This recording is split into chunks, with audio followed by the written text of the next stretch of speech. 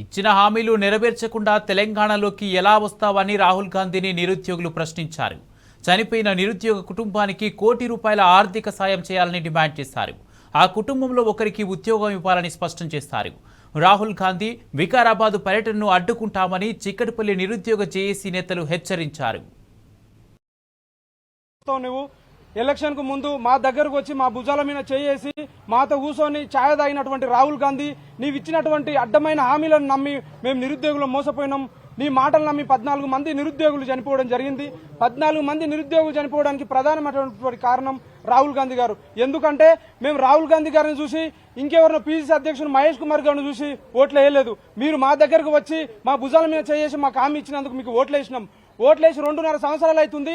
ఇప్పటికి నిరుద్యోగులు నీకు ఎందుకు గుర్తు రావట్లేదు? తెలంగాణకి నువ్వు ఎట్లా వస్తావు బిడ్డ? రాహుల్ గాంధీ కబర్దార్, నువ్వు తెలంగాణ గడ్డ మీద అడుగుపెట్టే ప్రసక్తే లేదు. నోటిఫికేషన్లు అన్నింటిని రిలీజ్ చేయించిన తర్వాతనే తెలంగాణ గడ్డ మీద మొదట చిక్కడపల్లి లైబ్రరీ దగ్గరకు వచ్చిన తర్వాతనే తెలంగాణ వివిధ జిల్లాల కార్యక్రమానికి వెళ్ళు. ఖచ్చితంగా రాహుల్ గాంధీ గారిని రేపు అడ్డుకుంటాం. రాహుల్ గాంధీ గారిని కాదు, మాకు ఎవరైతే హామీలు ఇచ్చారో వాళ్ళందరినీ కూడా తెలంగాణలో ఎక్కడిని కూడా తిరగనియం. ఎందుకంటే నిరుద్యోగులు బాధపడతా ఉన్నారు. ఎవరు చెప్పుకోవాలన్నా అర్థం కానటువంటి పరిస్థితి. మీరు చూసారు, మొన్న కూడా ఒక వ్యక్తి నిరుద్యోగి చనిపోయారు. ఒక్కరు కూడా స్పందిస్తలేరు. రేవంత్ రెడ్డి గారు అప్పుడు ఎలక్షన్స్ కంటే ముందేం చెప్పారు? ఒక్కొక్క నిరుద్యోగి మీ ఇంట్లో ఉన్న అమ్మకు నాయనతో 2 ఓట్లు చెప్పి మీ ఒక ఓటు మీ తల్లిదండ్రుల ఓట్లు 2 కలిపి వేస్తే డబల్ అయితే ఓట్లు. అప్పుడు మన ప్రభుత్వం ఏర్పడిన తర్వాత ఏడాది లోపలే 2 లక్షల ఉద్యోగాలు ఇట్లా ఫిల్అప్ చేద్దాం, వచ్చిన ఎంబడే ఫిల్అప్ చేద్దాం అన్నారు. ఇప్పుడు ఎక్కడ పోయింది? మీరు ఫిల్అప్ చేసిన నోటిఫికేషన్లు 13,000 మాత్రమే. మీరు 70,000 ప్రతి వేదిక మీద 70,000 అంటున్నారు కదా. రానున్న బడ్జెట్ సెషన్ లో శ్వేతపత్రం విడుదల చేయండి. మీరు రిలీజ్ చేసిన అంటున్నారు కదా. ప్రతి ఒక్కరు మంత్రి అంటున్నారు, పీసీసీ అధ్యక్షుడు అంటున్నారు. ప్రతి వేదిక పైన ఒక అబద్దాన్ని 10 సార్లు చెప్తే నిజం అని అనుకుంటారు. ఇక్కడ ఎవ్వరంతా పిచ్చోళ్ళు ఏం కాదు, అందరు చదువుకున్నోళ్లే. మీరు ఇచ్చిన ఉంటే శ్వేతపత్రం రిలీజ్ చేయండి. రాహుల్ గాంధీ గారు, మీరు 15 మంది నిరుద్యోగులు ఆత్మహత్య చేసుకొని చనిపోయారు. ఫస్ట్ ఆఫ్ ఆల్ మీరు తెలంగాణలోకి వచ్చే ముందు వాళ్ళ ఇంటికి వెళ్లి వాళ్ళని ఫస్ట్ పరామర్శించిన తర్వాత వాళ్ళకు ఒక భరోసా ఇవ్వండి. ప్రతి నిరుద్యోగి వాళ్ళ ఫ్యామిలీకి ఒక భరోసా ఇవ్వాలి, 1 కోటి ఎక్స్గ్రేస్ ఇవ్వాలి. ప్రతి వాళ్ళ ఇంట్లో ఒకరికి ఖచ్చితంగా గౌరవం. ఏ తెలంగాణ అయితే సిద్ధాంతాల మీద అయితే ఈ తెలంగాణ స్వరాష్ట్రం ఏర్పడిందో, మరి ఆ సిద్ధాంతాలు ఏటిపోతున్నాయి. ఈ సీఎం గారు కావచ్చు, లేదా కాంగ్రెస్ ఎమ్మెల్యేలు కావచ్చు, తెలంగాణ కోసం కొట్లాడింది లేదు, లేదా తెలంగాణ కోసం ఆత్మహత్య చేసుకున్నది లేదు, లేదా తెలంగాణ కోసం, తెలంగాణ సమాజం కోసం, తెలంగాణలో ఉన్న నిరుద్యోగుల కోసం ధర్నాలు చేసింది లేదు. ఈ తెలంగాణ తల్లిని భుజం మీద ఎత్తింది లేదు. అలాంటప్పుడు ఈ తెలంగాణ సమాజంలో ఉన్న మా నిరుద్యోగుల బాధ ఎట్లా అర్థమవుతుంది? ఎలా చెప్తే మీకు అర్థమవుతుంది?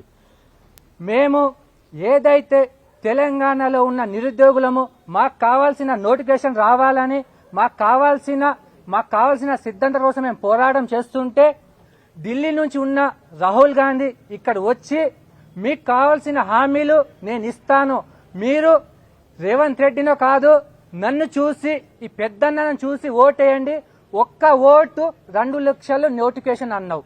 మరి ఆ 1 ఓటు వేస్తే ఈరోజు 2 లక్షల నోటిఫికేషన్ ఎటుపోయా? సంవత్సరానికి 2 లక్షల నోటిఫికేషన్ అన్నావు కదా. సంవత్సరం పోయింది, 2 సంవత్సరాలు పోయింది, 2.5 సంవత్సరం దగ్గర వచ్చింది. మరి ఇంకా ఎప్పుడు వస్తుంది? నీకు మా తెలంగాణ బాధ అర్థం కావాలంటే ఏం చేయమంటావు అది చెప్పు, అదైనా చేస్తాము. ఏం చేయమంటావు నువ్వు చెప్పు, అది చేస్తాము.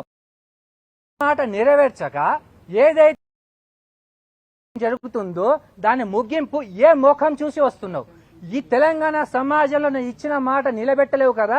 మరి ఎలా మోఖం, కనీసం సిగ్గు అనిపించకుండా ఆ మోఖంతో ఎలా వస్తున్నావు? మరి ఆ ట్రైనింగ్ లో ఉన్నా లేదా మీ సీఎం సార్ కి ఎలా నేర్పించడానికి వస్తున్నావు? అంటే ఇంకా కావాల్సిన హామీలు ఇచ్చుకుంటూ పోండి, ఇలాగే నిరుద్యోగులను బలి తీసుకుపోండి అని చెప్పడానికి వస్తున్నావా? తెలంగాణలో 2023 డిసెంబర్లో కాంగ్రెస్ గవర్నమెంట్ తీసుకొచ్చాం.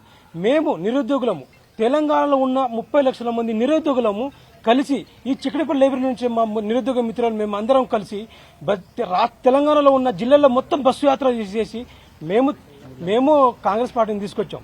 ఎందుకంటే మాకు ఇక్కడ ఈ లైబ్రరీ ముంగటనే రాహుల్ గాంధీ వచ్చి టీ తాగి, బిడ్డ మీకు ఖచ్చితంగా కేసీఆర్ ప్రభుత్వంలో మీకు అన్యాయం జరిగింది, మేము ఇస్తాం ఉద్యోగాలు, మీ నిరుద్యోగులకు మేము ఉద్యోగాలు ఇస్తాం అని ఇక్కడ వచ్చి రాహుల్ గాంధీ వచ్చి మాకు మాకు హామీ ఇచ్చి 2 లక్షల ఉద్యోగాలు ఇచ్చి సంవత్సరం తిరిగే లోపలనే 2 లక్షల ఉద్యోగాలు ఇచ్చి ఇస్తామని చెప్పి మాట ఇచ్చిపోయాడు.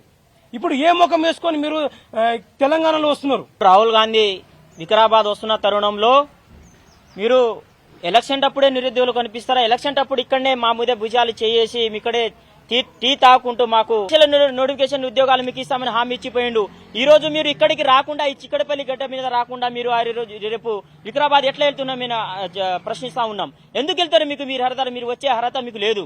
రాహుల్ గాంధీ ఎక్కడ ఏ ముఖం పెడితే ఇక్కడికి వస్తారండి మీరు? అంటే ఓట్ల ఉన్నప్పుడే మీకు నిరుద్యోగులు గుర్తుస్తారు, ఓట్ల లేనప్పుడే నిరుద్యోగులు మీకు గుర్తు రారా అని ఈ నిరుద్యోగుల తరపున తెలియజేస్తా ఉన్నాం.